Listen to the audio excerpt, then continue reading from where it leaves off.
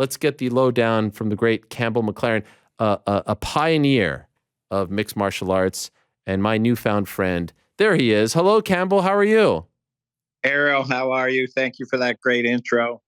Yeah, we never really had a beef. What happened a lot of to respect us? for you over What the happened, years. Campbell? What happened to us? We were beefing for so long. I didn't understand what was going on. I couldn't. Well, guys like us, we need to stay in shape. By feuding a little bit. You gotta work those muscles. But look, I want to talk about baseball for a second. Okay. You had a funny question. You asked Yoel why he likes the Yankees. Come on, you didn't go, why do you like Barcelona? Well, right? He likes the Yankees because they're the winningest team, because they're the Yankees. That's why he likes the Yankees. Are you going to accuse me of being racist again from this question? I mean, I'm just kidding. Because you say, look, is baseball? Yes, baseball does have a history of racism, right? Yes. I mean, Jackie Robinson had a tough time. He did. Had a tough time.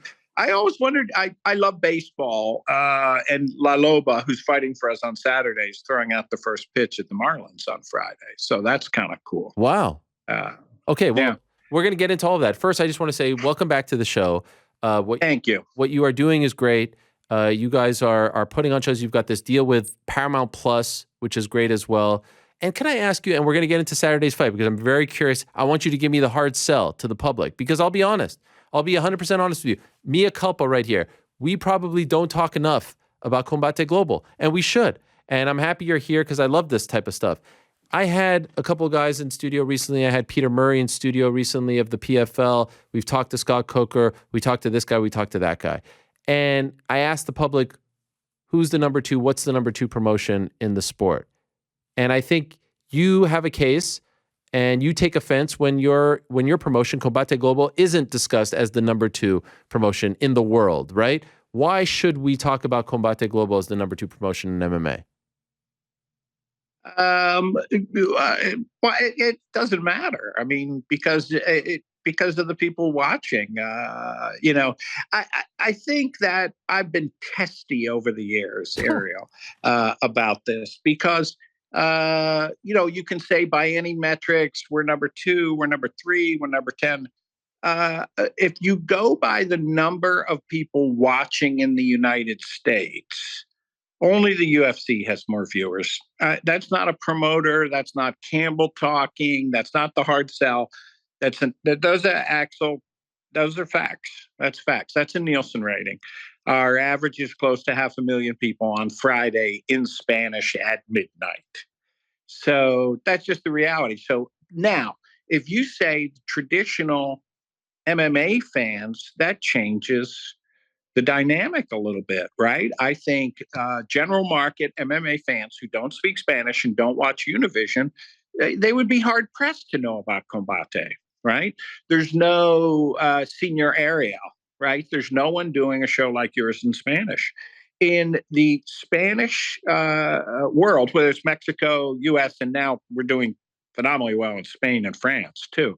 But MMA is still a new sport for a lot of people. And for your fans who are knowledgeable, who follow the sport, for you who, I was trying to think, who is Ariel? A lot of comparisons to the golden age of boxing for MMA, right? Is MMA in its golden age? Have we yet to achieve our golden age? I think there's a couple things missing from MMA's golden age yet. One is a movie like Rocky, right? Where we tell a story that involves everyone, right? There's been a couple good MMA movies. I love Here Comes the Boom because I'm a Kevin James fan, but there's no Rocky, right? And there's no Howard Cosell either. So I think you're the Howard Cosell. Oh, come on. And I'm sure you know who he is. Maybe your fans. What do you mean? Hang on. Howard Cosell is my hero. What are you talking about? When I first started, I told my parents in 2001, they said, why do you want to invest everything that you have, your time in this sport? I said, I want to be the Howard Cosell of MMA. I will never be 1/10 as talented as that man. To even be in the same breath as him, I've read his books. I know everything about Howard. I love Howard. Very smart guy, Ariel. Very intelligent guy. Anyway, so You're the Howard Cosell of I MMA, don't know about that, but thank you. I appreciate that. and I actually mean that. And hang on, did I lose? No, you're still Sorry, I here. lost You're you. still here. Yeah. Yeah. Okay. So there's been no Rocky, right? Right. But what I'm talking about is a new fan base, right? That's very different than your fan base and that the UFC's fan base. The Nielsen research I quote also points out 1% or less of the Combate audience watches the UFC. Wow. So what I have built, and Errol, I'm happy to show you this too. Mike, everybody's happy to show it to you. So we're pretty proud of it. So I have this Should whole be. new audience, and it's very young. It's about almost 15 years younger than the UFC's audience. It's fairly affluent. It's a great audience. It's just not the same folks that listen to you. Okay, And what's happening with the Paramount Plus deal is I do believe people are starting to discover Combate's appeal in Gen market non-Spanish speaking households. Let me tell you, I'm on a network in France called RMC Sport, and it's the same network the UFC is on. So they're Saturday and we're Friday. The head of programming, I had a call with him yesterday, and he said, oh, I'm not going to, I can make fun of the French. Yeah, probably. I'm not going to do it. Yeah. I'm not going to. But he said, look, country versus country is great. We like that. Soccer fans understand country versus country. We get that. We like that you have French fighters. We have Jay Durand, very, very interesting fighter on Saturday's show from France. He said, we like the French fighters. He goes, but you guys are mucho más acción. You are much more action because our fighters are younger, much more aggressive, interested in putting on a show.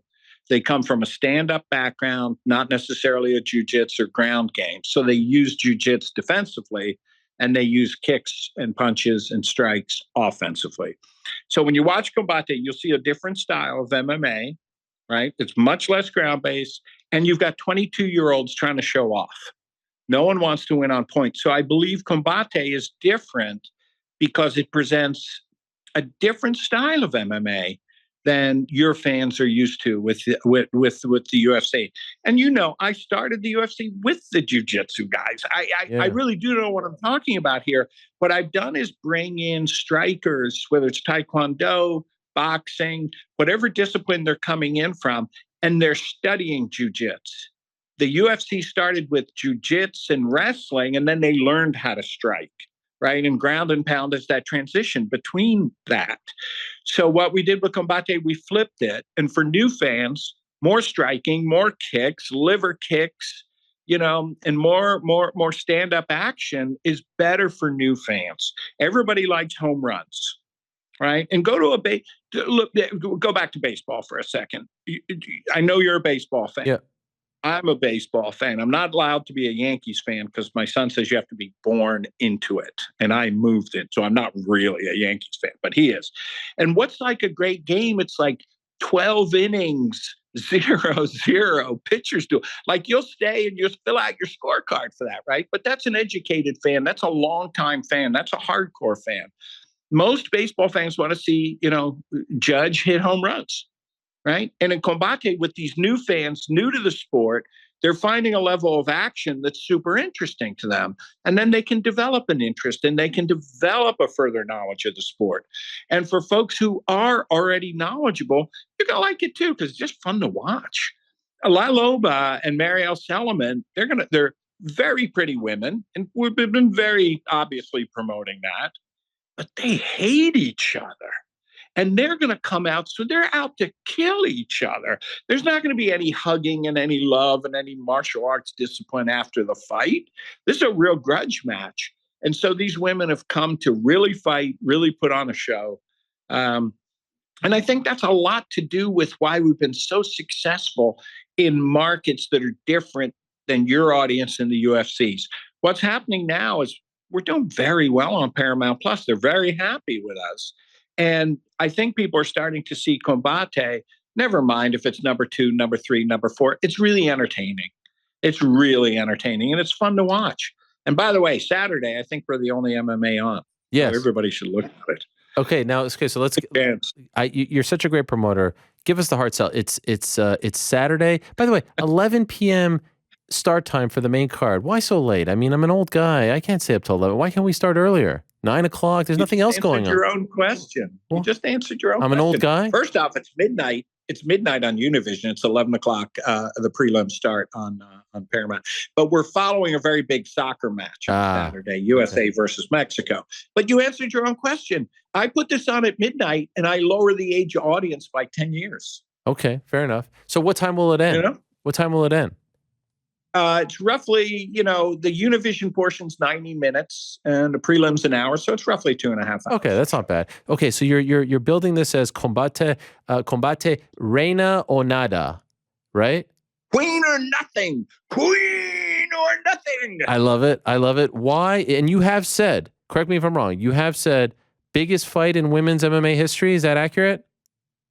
What I have said is that I believe more people will watch this than any other fight in women's MMA history. Now, I think if is a little bit different comparing pay-per-view to views, right? To free TV to pay-per-views. But I think Ronda on her biggest fight was 1.1 million pay-per-view buys. And I think we're going to do about 1.4, and that's coming 1.4 million, and that's coming from the research department at Univision. So we got a great lead in. I got a Saturday night with no other MMA, and I've got these two beauties that are absolute beasts. Okay, so it's absolute beasts. Lucero Acosta of Mexico, 2-2, La Loba, as you refer to. Loba. What does La Loba mean, by the way? She-wolf. Okay, interesting. And Marielle. Great nickname. Yes, Marielle Seliman of the United States, right? She's in the U.S. She's originally from Venezuela. Venezuela, fighting out of Miami. You said that there is a grudge match. These two fighters hate each other. Tell us the story, because I have to be honest. Usually, I come on here, Campbell, and I tell the people the stories. I tell people the background. I love this stuff, right? Pro wrestling fan. There's nothing that I love more than a good storyline. Our mutual friend Micah Fromwitz hits me up about this, gives me the sell, and I'm like, ooh, I like this. This is fun. Let's have Campbell on to talk about it. But I have to be honest. I mean, I'm an honest guy. I'm a straight shooter. I don't know the backstory. So can you educate me and the audience why on Saturday, a rare weekend where there's no UFC, why on Saturday night they should watch this fight on Paramount Plus or Univision? Yeah, certainly. So if you look at Lucero Acosta, Acosta, if you look her on social media, you will see, number one, a very pretty woman, not a pretty fighter, could be an actress, a little too voluptuous to be a model, but really a knockout, like a head turner, all right, like a knockout. And she's actually a very good fighter. But we put her on, and most of the women in our organization went, oh, she's just on there because of her looks. And then she started to beat people up, and she was sparring and training in a gym called Goched in Miami, which is starting to turn out some really top talent out of Goched, and they're in our reality show. And she was sparring with Marielle Seliman, and Marielle choked her out. Kind of beyond, how sparring can go. You set limits, and then sometimes the fighters get a little carried away. And ever since then, those two women, have been absolutely mortal enemies. And we've been taking advantage of that fact. So they both are at that point in their career where they're starting to show exceptional talent, not real talent, like exceptional talent. La Loba's gotten by maybe with her looks in a lot of ways, gets a ton of attention. We did a huge fashion spread with these two 3 or 4 months ago. It's a magazine called Accessories. It's an industry magazine, but like everybody in the fashion business looks at it. We got the cover, and they positioned, the photographer had La Loba stand over Marielle and put her high heel shoe on her throat. Whoa. And that lasted. He got the shot, and then I thought they were going to fight. And they're in like couture. Right. They're in very high fashion outfits inside our cage, inside La Jaula, all dressed up. And it was almost a throwdown at that point. So every time they've come anywhere near each other, Look, we've all seen weigh-ins and face-offs where maybe there was a shove planned or whatever. I'm actually bringing an extra security for these women tomorrow because I don't know if I can stop them. Wow. And I don't want anyone really punching each other. That's not good. There's a real commission in Florida. We don't want that. But they are so angry with each other that I'm not sure I can hold them back. So we're actually, there's different types of security. There's like rent-a-cop. We're actually going for DEA agents that are used to kind of being quiet and able to stop stuff. I think the weigh-in tomorrow is going to be. I think it's going to be a fight. Now, where is the fight happening, and do you have fans there? Are you selling tickets? No, we still do everything from Univision Studio in Miami. Okay. Just to give you a quick, refresher course, we do 30 shows a year, nearly every Friday. We run March to November. This is a special event on Saturday. We do the shows in the studio. If your listeners haven't seen our show, you should really check it out because I think during COVID when we canceled our live events, which was near disaster for the company, barely got through that. But what we found in doing the studio model, and it's not a black studio with a cage in the middle. It's it looks like the set of Tron. I mean, it's really an amazing set. It really looks like a game. It looks like a video game set, and it's great. And we have invited fans and a number of celebrities, of course. Juliana Pena, my dear friend, is coming in to call the English side for Paramount. Gabriel Soto is one of the biggest novella actors in the world. The mayor of Los Angeles, the mayor of Miami's asked for tickets. So it's like celebs, VIPs. We don't sell tickets at this point. We're going to start doing that next year. Oh, you are? Okay. So I was just going to ask you, are you going to start going back out there and selling tickets? That's the plan for next year. I think we'll do at least 4 shows in venues. But I love the studio. The studio's great. Yeah? You don't feel like it misses like a bit of energy when it's not in front of people? Look, I'm not trying to put you on the spot. Have you seen the show? Yes, I have. And well, the reason I'm asking you this, to be fully transparent, is I've been very critical of the Apex, the UFC Apex. And, I'm not saying it looks the same, but the vibe is somewhat similar. Now they're allowing a couple. I like fights in front of fans, I feel like this fight would have been a great one in front of fans. I agree with you 100% on that. That there's no doubt because everybody's picking a side. Right. On this one. Actually, when we started the series promotion for this about 5 weeks ago, I had everybody in the company pick a side. Oh, my. And La Loba kind of came up short. Wow. So, I'm fully on La Loba's side. Why? Make no mistake. Why are you on her side? Well, you know what? You remember what Don King would do? He walked in with a champ and walked out with a winner. But okay, this is interesting. I actually like this, and I said this recently because in MMA, we're programmed to look at the promoter. I love a good promoter. I love a good face. You do a great job of this as being neutral in MMA, right? Oh, Dana, he can't pick favorites. He can't pick who he thinks is going to win. In boxing, Eddie Hearn tells us he wants Canelo to win. That's his guy, right? In boxing, you kind of know where the promoter stands. Here you are taking a page out of the boxing world. You're picking a winner. You're saying who's, even though both technically fight for you, right? Both technically, absolutely. Yeah. So how does Marielle? I always pick sides, Ariel. I always have favorites. I like the fact that you're honest about it. How does Marielle feel about this? She's got something to prove. And why are you going with La Loba? Honestly, I'll tell you, in the Spanish world, whether it's in Mexico or in Miami, by the way, Miami is in the Spanish world. Sure. Everybody refers to me as Senor Campbell, right? Because I have 2 last names, right? It's a very Scottish name, Campbell McLaren. Nobody remembers McLaren. So everybody calls me Senor Campbell. So the vibe in Combate, and, I've been around for a year or 2. And I think that the vibe is you have to prove it to this guy. You've really got to prove it to this guy. And I appreciate all the fighters. I really do love them all, with the exception of maybe 1 or 2. But I always pick a favorite in a fight. It's just who don't you like? What I do. Who don't I like? Yeah. You don't know them. Listen, let's come back to the. You asked a really good question. It's a Sure. really good point. Okay. And that's why I compare you to Howard Cosell, because typically you do actually ask real questions. Typically, yes. I'm not sure you did that with our friend Peter Murray, but anyway, notwithstanding. Our set, if you watch the show, the reason it's different from the Apex is you'll hear the corners at the Apex, and you hear what I essentially hear is nothing on the Contender Series. Like some yells, some whoops. Right. Spanish world is different. And you hear like, listo, eso,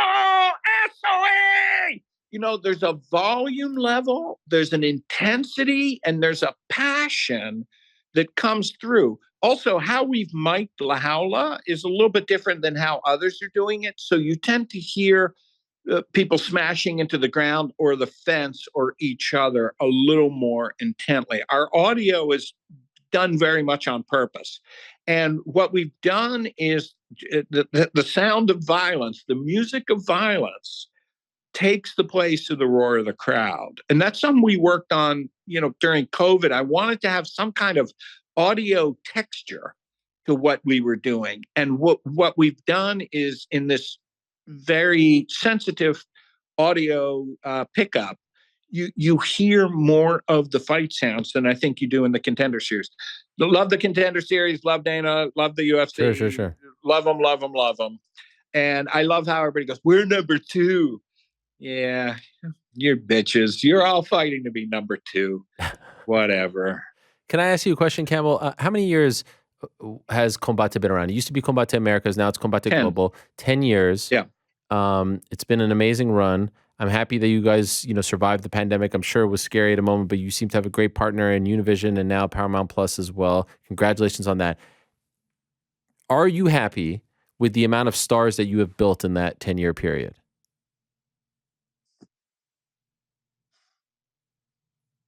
I made a vow to myself today to come on and not be too hypey. No. Let me just come on. Let me be relaxed. No. That's a great question. And I think the real answer is no. I think where we are this moment is I think we've got the best talent we've ever had. I think we're seeing now, not the stars of tomorrow. I think we're seeing now the stars of now. Because we've got a couple guys, Christian Puas, it is really something. Our women's division with Maritza Sanchez and Melissa Amaya and Ana Palacios from Mexico City. Our women's divisions are really, really getting to be world class. We had an issue with one fighter that we really wanted to hang on to that's gone to the UFC. It's not Melly. That we really did want to keep, and it's Yasmin Uruguay, and I wanted to keep her, but I'll tell you honestly, the UFC asked me to let her go. Like straight up said, we've been friends, we've done stuff for you, and I know what they've done for me, and they said let her come to us, and I let her go. I didn't want to, but I think we're to the point now where we're not looking to sign fighters leaving the UFC. Right. We're at the point where we're going to start making sure we don't have fighters leave us and go to the UFC. So kind of a long-winded answer. I think we're in the right place now. COVID really hurt Ariel, right? I didn't have a fight island. We're still a relatively new promotion, and it really did set us back. But I think we're gaining very quickly. Televisa, we're doing fantastic. We are number 1 in terms of who's watching in Mexico. Univision been a great partner here. Paramount's a great partner. And we're having real success in Spain and France. So I think this year you're seeing the folks that are really going to dominate the sport in the next 5 years. How close, like how scary did it get in the pandemic? You said, you guys survived I laid off 60% of the company. Wow. We took the payroll protection loan and paid it all back. We paid it all back. Essentially, I had to let go of the live event team, a lot of the marketing folks, all the sales team. Like a lot of times you hear CEOs, the business world, they go, we got to talk tough. We got to make decisions. That really just means fire people. And that's no fun. And I didn't want to do it. But we got through it. We built back up again. I think I think we're turning out an amazing product. Our shows look fantastic, and the shows are tight. I'll tell you, I think that's a difference between Combate and others. We're a broadcast focused organization. By broadcast TV, I mean, free TV with commercials and the time limit. And so we don't go on and meander. We go in and we go boom, fight, boom, fight, boom, fight. And we move through it very quickly. The action is fast because the fighters put on fast-paced, fights. And then we move through it very quickly. So it's an exciting show and it just moves. And I think that's been very helpful to bring in new fans too. There's no lag time. There's no sitting around. It's what's the old saying about baseball? 3 hours, or was it 2 minutes of excitement crammed into 3 hours? Yeah. I do love baseball, but I think Combate is, you watch the Univision show, it's tight, 90 minutes of action. I like that. How many fights will you put on in that time? Depending on how long the fights go, right. It can be 3, it can like So like on Saturday, how many fights? We typically have 6 fights as a minimum each night, and depends how long they go for Univision. And by the way, could I ask, like I said, it's been a while since we've had you on. It's great to have you back on, especially a big week for the company. Who owns Combate Global? I'm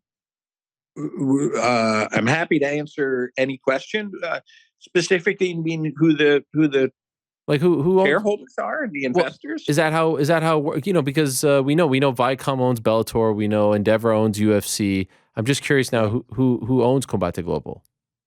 We have a pretty illustrious group behind us, as been written about in the press. Televisa Univision owns 28%. A gentleman named Joe Plumeri is the chairman of the board, and he's known, if anything about the investment world. If you know KKR, he's known as KKR's fix-up man. Okay. Henry Kravitz fix-up man. Very, very well-known businessman. Joe Plumeri. Ambassador Cliff Sobel is former ambassador to Brazil, one of our big investors, helped take the UFC to Brazil. John Scarpa, the man that really created the cellular phone business and then sold that business to Comcast, one of my big investors. You're in good hands. Number of others. You're in good hands. I guess it's a really smart business, guys. This is good. Because I own a little. Oh, I own more than a little. Initially, did you own all of it? Well, my first investor was a guy named Pierre Enderand, who owned Glory. Yeah, of course. Yeah, and he came in, and then a company called Banijay, which is Bun and Murray. Very famous TV company. Sure. They came in, and then as we grew, I added the rest of these investors, and like I said, very smart investment banker types and business guys. I've had great support from them and great direction. The more promotions out there, the more opportunities there are for fighters, the more options. It's better for the sport. I wonder if one day, since you're on Paramount Plus, maybe we'll get like a Bellator Combate crossover, like a co-pro. What do you think? Combate versus Bellator? What? I don't know if versus. Why not? But I talked to Scott about this. Okay. Scott's very open about this, right? Like I wanted Valerie Loreda, right? Yeah. She made perfect sense for me. Yeah. Right? Yeah. A cutie, a toughie, very Hispanic, grew up in Miami. Sure. And that's what Scott and I started talking about. But she wanted to go to the WWE. Okay. It's not a bad move. It's a good move. Yeah. The issue is one of the reasons we have such fast-paced fights is the girls are 105. The guys are 135, 145. We don't have anyone 185, So it's been hard to think about who we would match up, right? It would have to be the lighter weights. I'd love to do something with Scott. He's, and Mike Aframowitz, you mentioned Sure. Mike's name. Mike worked with Scott at Strike Force and is actually the fight brains in the operation. I picked up a thing or two over the years, but it's really Mike that knows what he's doing. And he's really brought me together with Scott a couple different times. We talked about it. We're under the same roof, as you point Sure. out. I think that my bold prediction for the future is I do think the way fight contracts are structured is probably going to change over the course of X number of years. How so? Well, I mean, look, the UFC's under a fair amount of legal pressure, no real political pressure, but some legal pressure to open up the contract system a little bit so it doesn't look like such a monopoly, right? Yeah, Everybody's yeah. saying we're number 2, we're number 3. No, you're not. Nobody's watching you guys. People are watching me and they're watching the UFC. That's kind of the end of the story. But I think with the current interest in fighters going into boxing, Yeah. right, and making some money there, I think that's may loosen things up. And I think under the right circumstances in the future, it may be in the UFC's interest to allow some version of a crossover. Right now, it's just not. Right? There's no point. Why should the UFC give shine to anyone else, even me, who they love dearly? So, but I think as the sport progresses and things change, and what if there was an Olympic version of this? And I could just see a scenario where there was interleague play. It's just not in the cards right now. The UFC is just too dominant. So why would they do it? No, I get it, but it would be nice if they opened it up and it was a little more like boxing, where the fighters can kind of go where they want. They'd be bids. Imagine that. Wouldn't that be fun? Purse bids on big fights. Wouldn't that be something? Oh yeah, as a promoter, I love that. I love that idea. Yeah, that's a great idea, Ariel. Why? You could televise why? it. Yeah, it would be great.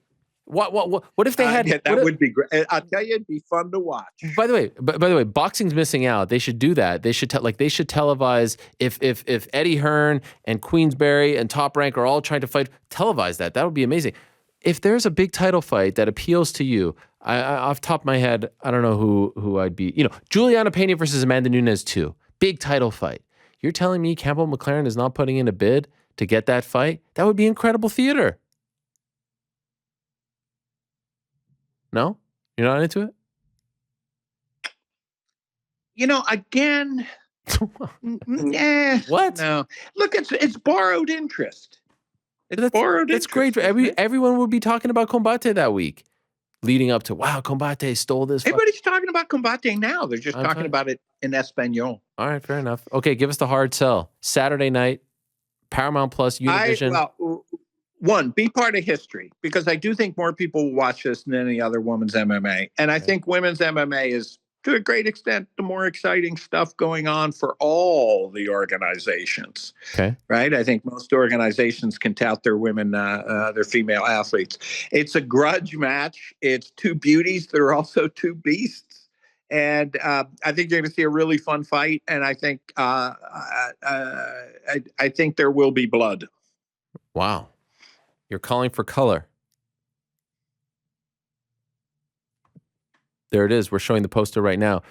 Queen or Nothing, Reina o Nada. Good, Ariel. How about that? I could do a little bit. Good. Me gusta bailar, me gusta cantar, te gusta. Bueno. Yeah. How many languages do you speak? I speak. Do you speak more than English? Absolutely. I speak English. Absolutely. Je parle français. Ani medaber ivrit, Hebrew. And I can understand a little Espanol, and obviously Arabic was a big part of my household. Salam alaikum, wa alaikum salam, Salam, shalom. Shalom. Thank you, Campbell. Good to have you back on. Great to have you back on. Thank you, Ariel. Thank you very much. I really appreciate being here. Absolutely. And tune in, watch. Yeah, I would like. We need to get you to our studio sometime. Okay, I hope so. Miami's a great place. It's pretty much a second home for me. I will be watching. You have my word. I will be watching on. By the way, I'll be in Canada Saturday night. Are you in Canada? Can I get anything? What's going on? I believe Paramount Plus is on in Canada, and I know Univision is on, but it's on a cable distribution. Okay. And it's definitely on, but I don't know if it's in every cable home. Okay. It's not like in the U.S. It's kind of a must carry in the U.S. I don't think it's a must carry in Canada. Right. We will get back to you on that. All right. Thank you. Appreciate it. Good luck to you. Thank you.